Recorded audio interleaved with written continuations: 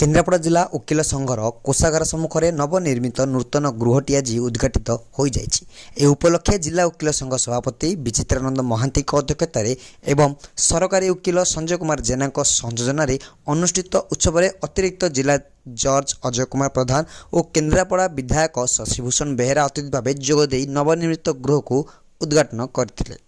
एठारे सूचना योग्य जे यह गृह निर्माण पर प्रथमे गत 2018 मसीहा तत्कालीन विधायक किशोर चंद्र तराई प्रचेषार मंत्री अतनु सव्यसाची नायक 8 लाख टंका सरकार सतत समस्या पांठु पंजीकरण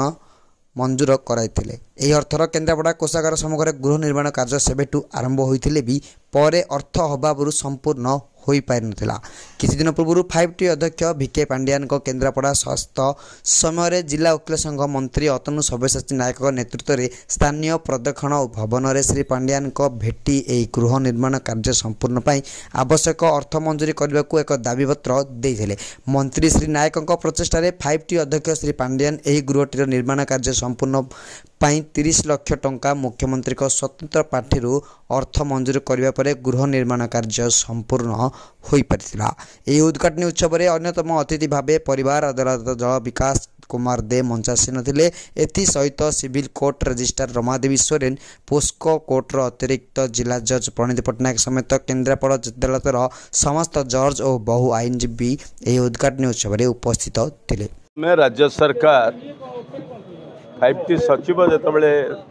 साधारण लोकंकर अनुष्ठान मानकर दरखास्त नापी चाहूले अर्थ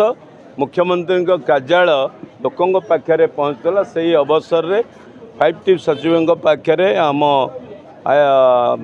केन्द्रापड़ा बार काउंसिल सदस्य माने सभापति एवं अन्य कर्मकर्ता माने रखिथिले दाबी रखिथिले अनुरूप भाव में 30 लाख टंका से अनुदान सैंक्शन होता एवं से अनुदान को आज कार्यकारी कराई नुआ बिल्डिंग टी बिल्डिंग सहसा उद्घाटित होती से केन्द्रापड़ा बार काउंसिल जो मान कर्मकर्ता मान धन्यवाद एवं आज उपस्थित जजेस वकिल संजय जेना जिला वकिल संघर सदस्य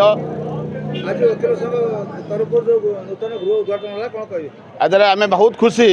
जे कि ये जो नूतन गृह आम जो मान्यवर मंत्री थे अतनु सव्यसाची नायक जो जाइलु पाखक आम किसी आईनजीवी जाइलु कही कार्यक्रम केमती घर हम से आमको 8 लाख टंका देते आज को 3-4 वर्ष तले अनुदान रु एवं से 8 लाख टंकार आरंभ हो पुनर्बार जो 5T सचिव आसी भिके पांडियान सार आम सर्किट हाउस रे भेटिलु एवं आमर दाबी उपस्थापना करूँ जे कि भाव में आम कार्यक्रम करूँ आमर जी सभापति थे विचित्रानंद महांती सहित आम जाइलु किसी बंधु जाकि आम जो 5T सचिव भेटिलु और 30 लाख टंका से सांक्शन करते। विचित्रानंद महांती सभापति जिला वकिल संघ केन्द्रापड़ा आज ये जो घर आप देखुं उद्घाटन है यह सरकार पूर्ण अनुदान बल संभव होती मुझे ओडिशा सरकार को धन्यवाद दूसरी विशेषकर मुख्यमंत्री एपाई आमको पर्याप्त परिमाण अर्थ देथिबारु तांको मध्य मु धन्यवाद दूसरी एवं आशा रखुची ये घर वकिल मानकर बहु कार्य लगे। केन्द्रापड़ारू अनिरुद्ध दास का रिपोर्ट केबी न्यूज ओडिशा।